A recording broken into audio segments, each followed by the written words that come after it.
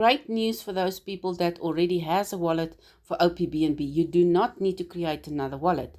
You are just going to search for another coin.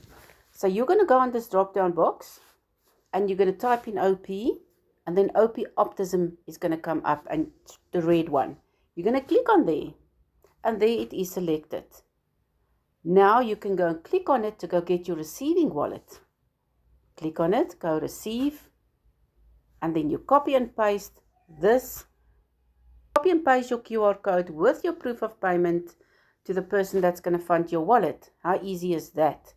But now you want to go back because you now want to go back to your other wallet.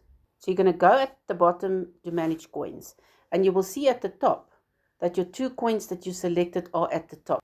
If I wanted to go back to my OPBNB wallet, I would click on that drop down box next to the search. I will go and type in OPBNB,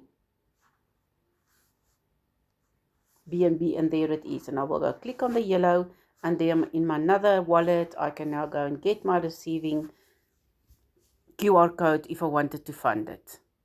Okay, so let's backtrack, go back, click on the drop down box, type in OP, and if you're going to do the Ether Ocean, you will click on the red one and go to the drop down box, type in OP, and the OPBNB will come up. You will click on OPBNB, and there you're back in your OPBNB wallet.